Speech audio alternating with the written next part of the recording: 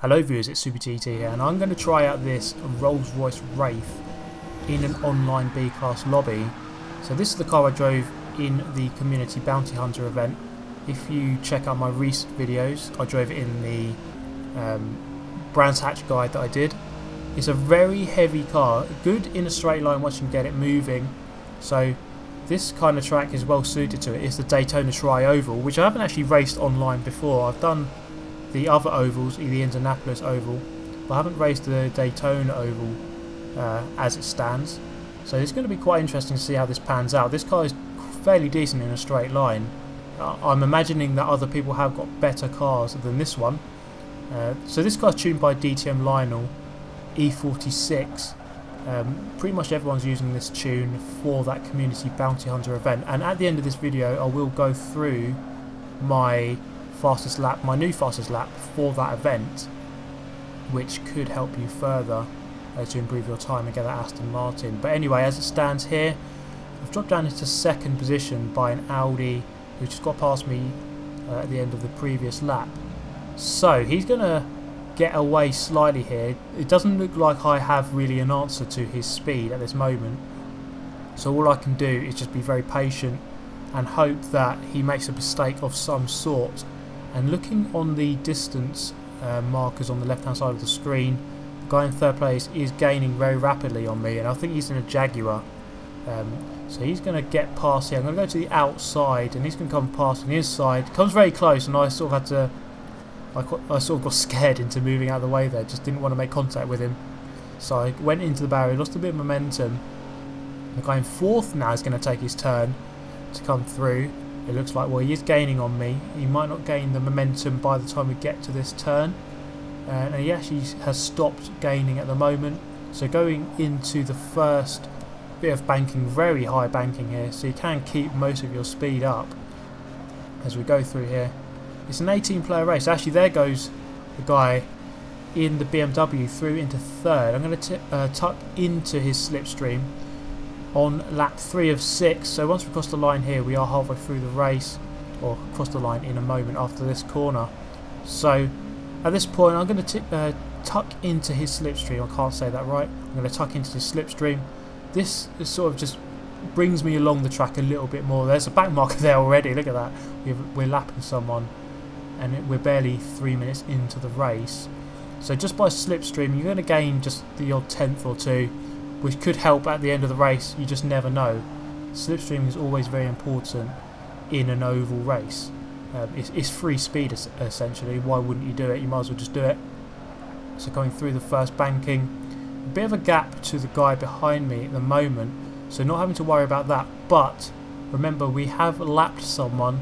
There could be more back markers which could cause trouble for the guys ahead. You never know. You've got to be very patient in these races and these lobbies. Any shit can happen.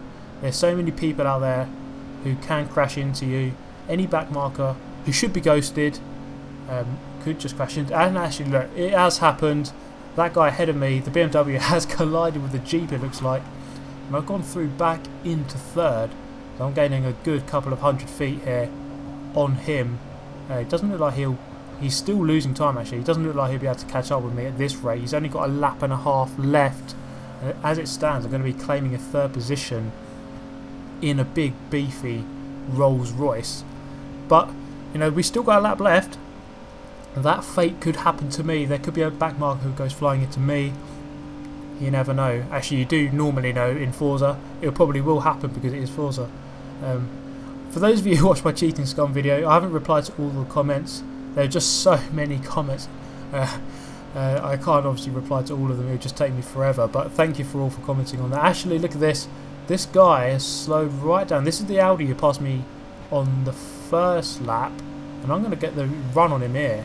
He's actually left me quite a lot of space. I'm going to go through past him and claim second position back. Not sure what happened to him, because he just seemed to slow down all of a sudden. There wasn't really anyone around him. And here's the Jeep that got lapped on the other lap. I'm going to pass the Jaguar here into first position. So somehow I've gone back into the lead just by avoiding trouble. And actually this isn't over, because we're going into the final turn now. and the guy in the Audi is actually coming back at me. I can see his distance is coming down rapidly. He's going to come up my outside here, surely.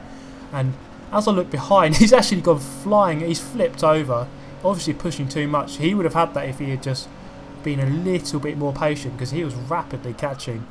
But somehow I have just got into a first position there, not really by outright speed, but just by staying out of trouble, I guess. It's hard to say whether those back markers deliberately ran those guys off, or if they just made a mistake, because you know there's back markers. There's going to be back markers in this game. Sometimes they make genuine mistakes, but you just got to avoid them. So this is my fastest lap in this community bounty hunter event.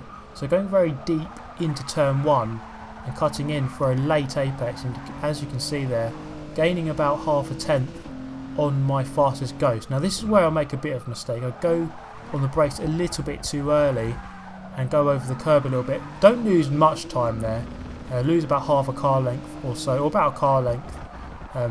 So that's a room for improvement. I know that I can go faster than this lap, but I thought I'd just bring you this lap as an update. So going into turn 4, neck and neck with the Ghost, going very late apex once again, on the throttle nice and early, over the, not quite over the curb on the exit. You can take that curb though in this car.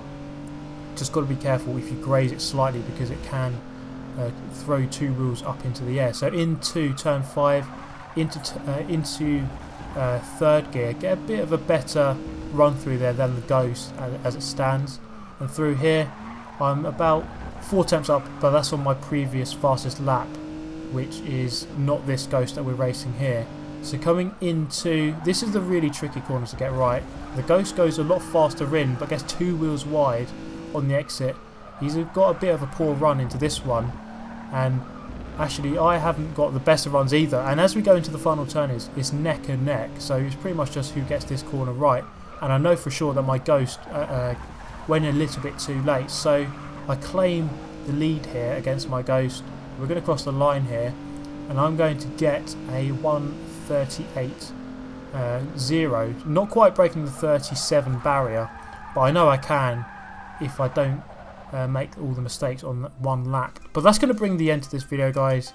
Let me know what your best lap time is on that community bounty hunter event, and perhaps if you need tips, check out my Brands Hatch guide video, which will go through everything you need to know to get a faster lap and hopefully get you that Aston Martin that you can unlock. So that's going to be the end of this one. Hope you enjoyed it. Thank you for watching, and I shall see you in the next one. Goodbye.